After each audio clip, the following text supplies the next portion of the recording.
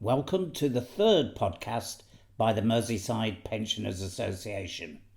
It's not just for pensioners, but for everyone.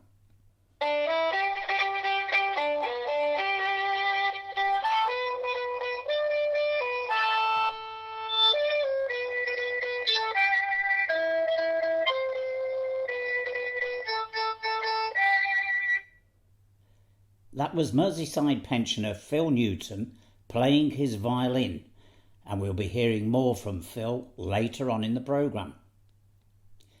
For years, the NHS has been underfunded and sold off piecemeal to private companies. The policies of Tory governments have left the NHS in England with one of the lowest numbers of critical care beds in Europe, half the number in Italy, and the lowest ratio of nurses and doctors per head of population in the developed world. The Tories have cut well over 6 million bed days a year from the NHS's capacity, and more than 43,000 nursing posts are vacant.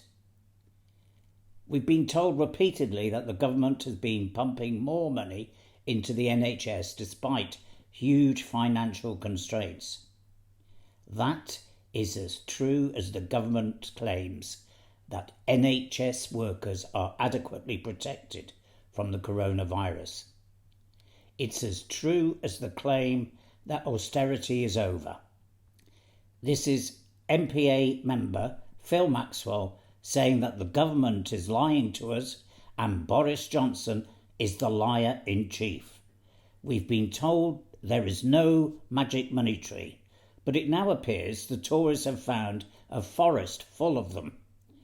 But wait a minute, where is all this money going? Fortunately, I know a man who has the answer to that question. I spoke earlier to Professor David White from Liverpool University. Thinking about the amount of money that's been committed to dealing with the crisis, well, question for all of us is, where was that money before? Yeah. Where could you? Suddenly for years and years and years, we had the kind of austerity period, which was supposed to be unavoidable as a result of us overstretching the budget, the bank bailouts and all this. But suddenly we've got an open checkbook again. So, there's big questions there about what we open that checkbook for, what the government opens that checkbook for, and what it gets spent on. So where have they got the magic money tree from then? Oh yeah, the magic money tree. Well, the other side of this, of course, is that they will want to get this back at some point, and they will want to launch another austerity project. But at the moment, what certainly in this country, it looks very much like a program of corporate welfare, as they might call it in the States, where some workers will be protected, but largely the money is being directed, and that's no secret, but the money is being directed to stabilise the markets and to stabilising big companies, mainly big companies. So I think that's something that's going to boomerang back on all of us at some point, because although we have to support workers being supported where they're being supported, it's the way they're being supported. And the big questions that raises, where, for example, there was some kind of discussion at some point about a universal income, and if they'd gone down that road, it probably would have been cheaper. And it probably would have been better for most people. And I just think that there's a real danger now that corporations are being encouraged to exploit this crisis. And you can see it in a range of ways. Finance, especially, all of that share dumping that was going on by some of the big investment companies, and indeed by really senators in the US, weren't they, who were selling their shares in January after they'd been to a Senate Health Committee because they knew what was coming. Yeah. And of course you've got a series of investment funds dumping shares. The kind of people that have made money from this actually are the people that have made money from Brexit. People like Chris Benodi, Marshall Wace, the investment firm that was run by those other rogues, Paul Marshall and Ian Waste, Tory donors, Leave campaigners, Brexit profiteers. Goldman Sachs, I saw this morning, is spending billions. I think it spent about 1.9 billion in the last week in shares to shore up its own funds, making sure that it's not going to lose out. So the finance sector actually, although some companies are losing out, there's a lot of people on the make, and many of those people actually in this country are close to Boris Johnson. I'm mentioning Goldman Sachs, of course, because that's Rishi Sunak, the current Chancellor's former employer. So there are big questions to kind of ask about the role of finance and who's winning and who's losing in this and who's exploiting this. Not just the Virgins, the Marriotts, the EasyJets who are forcing their workers to take unpaid leave. No. Philip Green getting in on the act, isn't he? Trying to get around that deal that he did when he was, remember the postponing payments that he agreed with the pensions regulator last year to try and get out of that crisis. Yeah. Well, he's now not going to pay them, right? He's now saying that the crisis is making him stop the cash injections into the firm's pension fund. Well, that's very convenient for him, so, isn't it? Yeah. And then we've got all of this stuff going on where workers are now being disciplined across the board. I don't know if you saw the Amazon strike on Staten Island, and they're now sacking union organisers using the crisis as a kind of spurious excuse. So there's a whole range of ways in which corporations are exploiting this crisis, some of which is going under the radar and some of which is going on in the cold light of day and nobody's doing anything to stop it. So I think big questions for us in terms of corporate power right now. So I think the current Chancellor, he benefited greatly, didn't he, personally, from the last crash. Do you think there are going to be many billionaires who are going to profit from the situation that is occurring now? Oh, definitely. I mean, they're kind of lining up, partly in the ways, if you go beyond the finance sector, and I use the word corporate welfare to describe the Johnson settlement. I mean, you can see where companies, some of them owned by the big billionaires, the big construction giants, the Kias, the Balfour Beatties, they're still open, right? I mean, if you listen to some of the kind of building workers, the Blacklist Support Group, they're arguing very strongly that the building sites have to be closed down because there isn't a way of working safely on a building site. Take Kia, for example, 80%, I think it announced a couple of days ago, 80% of its sites remain open, and that they're cutting wages by 80%. Yeah. I mean, even in places like, I don't know if you saw the story about the cleaners in Forest Diagrams, where they've been involved in deep cleaning to allow some parts of the factory to continue where they're making ventilator parts. I mean, those cleaners are being so-called furloughed, so they'll only get 80% of their wages. I mean, these are workers at the front line. Now, that doesn't sound like a huge, we're in the middle of a crisis, but these are workers that are on £300 a week. They're on minimum wage. Yeah. And their company, their employer will come back. I can't remember the name of it. It's an agency. It's a cleaning. The agency workers working for a cleaning company. But that company will come back stronger probably because essentially that money is subsidising the companies. It's allowing them to take to reduce the wage bill and make sure that they come out of this stronger. And of course, some workers are getting organised. I don't know if you saw that last week there was 1,000 building workers walked off a site in Northern Ireland in Portadown. There's been a whole series of industrial action and various instances in Scotland in the hospitality sector where workers are fighting back. So I think the unions have got a role to play in this in trying to organise against some of the exploitation that's going on because, unless there's some kind of safety net or some kind of pushback, I mean, really, we're going to see an even more aggressive form of capitalism in this crisis. Yeah. David White has always been a good friend of the Merseyside Pensioners Association. The book he co-edited with Vicky Cooper, called The Violence of Austerity, argues that the government's response to the aftermath of the 2008 financial crisis continues to devastate contemporary Britain.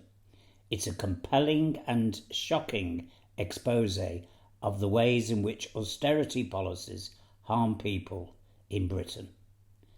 The last time I saw David was on the picket line during the recent UCU strike at Liverpool University. I was there with other pensioners from the MPA, including Audrey White, who I phoned earlier.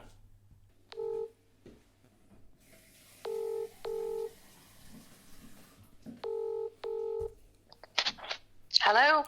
Hi Audrey, it's Phil. Oh, hiya, Phil. How are you doing? All right. How are you? Yeah, not too bad, not too bad.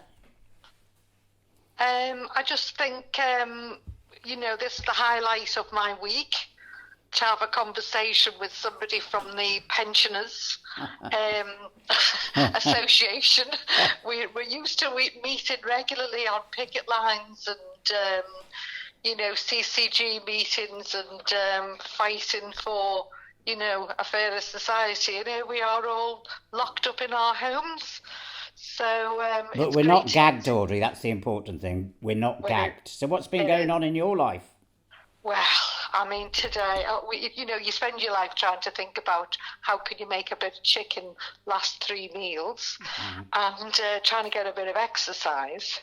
But the rest of it, I don't know about you, but I think most of us are in a fog of unreality and anger.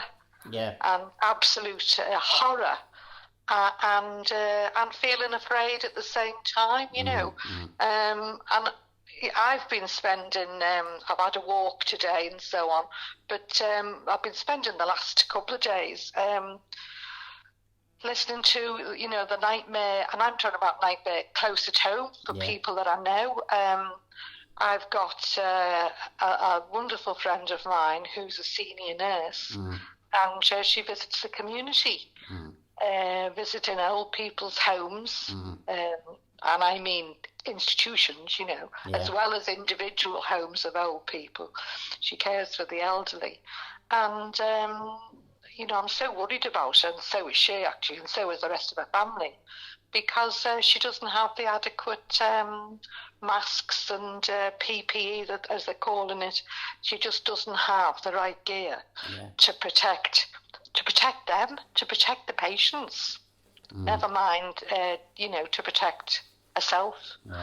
And that's I think it's a real concern when you don't know people who are doing it, but when they're your dearest friends, it's it really hits home. And it's the same thing with another very, very young friend of mine. She's like a daughter to me, and she's got very advanced cancer, and she's had to have chemotherapy. A lot of people, obviously don't, have decided not to carry on with their treatment, but she is such a case that she really can't afford to stop having chemotherapy once a month, and she had it last week. And would you believe it, Phil? But no masks no masks at all on any of the nurses. So I've got these very, very vulnerable people with dealing with cancer and fearful of the virus, and going to hospitals where the nurses haven't got any defence for themselves, and then no defence for the patients again. So I've been ringing up Clatterbridge and trying to get somebody to sort of wake up and do something about that. Now, let's face it, it's only because the government haven't provided the right equipment. And you're listening, you can hear it in the voice of the people you're speaking to. They know it, and they're trying to defend the fact that well, Mrs. White, it's government guidelines. And the only reason why it's government guidelines is because they don't have the masks. So I just think I've just been so angry about it, and you can't get anyone to do anything because they just haven't got the protective equipment to to keep our health workers and the patients safe. So it's a nightmare. It's just a nightmare.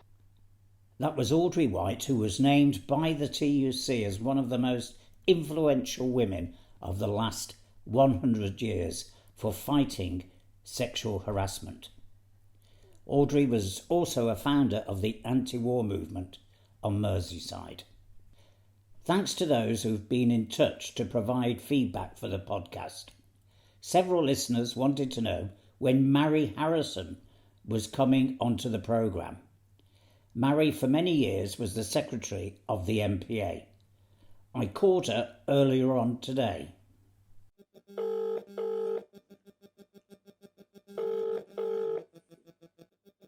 Hello.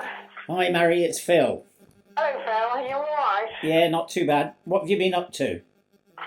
Well, we've been obviously in lockdown like everybody else, but having a walk once a day around Greenbank Park. Lovely. And to identify the duck. Arguing over whether the blossoms that we were looking at was either a cherry or an apple tree, and turns out it's a cherry tree. Well, who won the argument? Well, Terry pointed out that the branches have these, very unique bark. It's a very unique bark.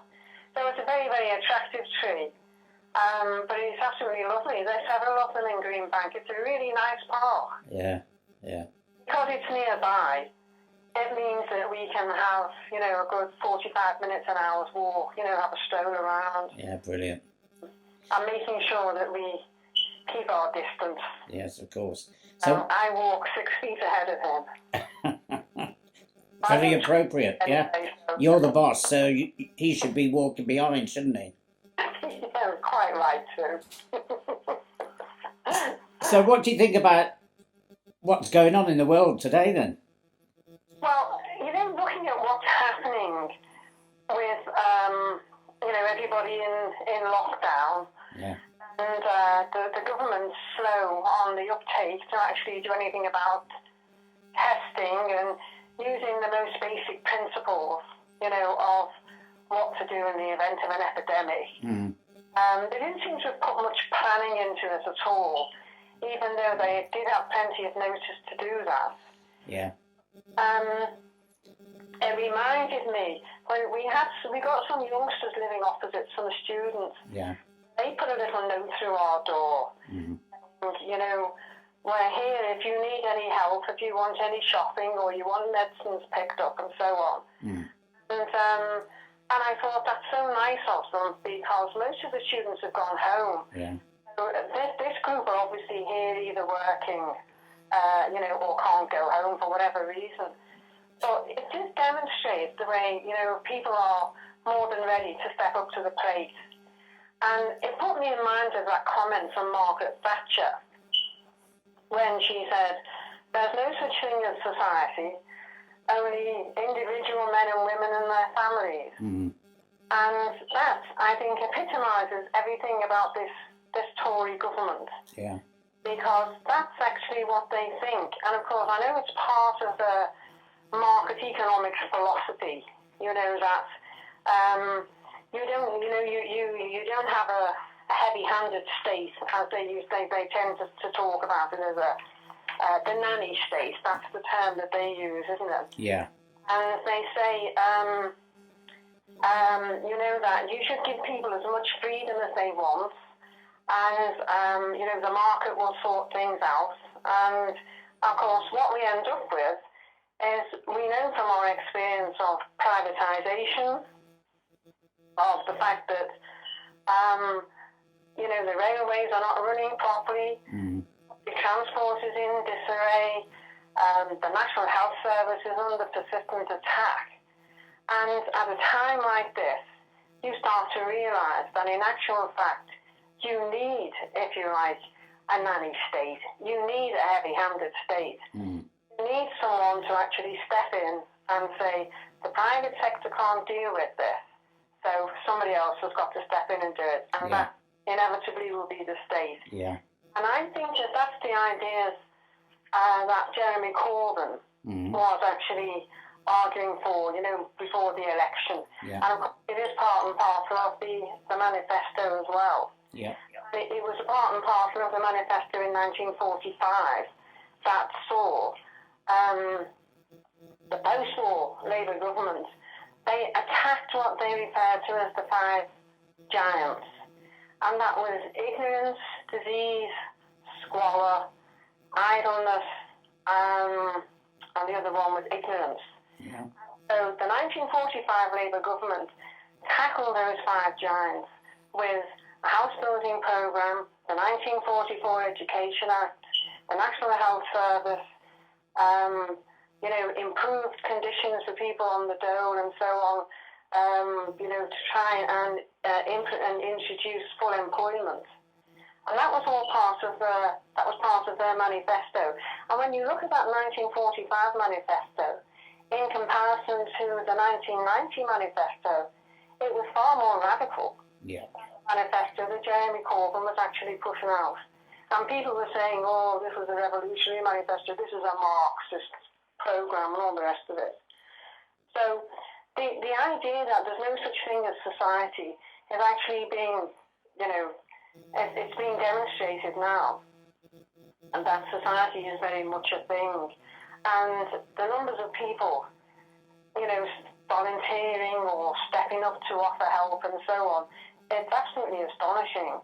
And of course, it also highlights the importance of the National Health Service.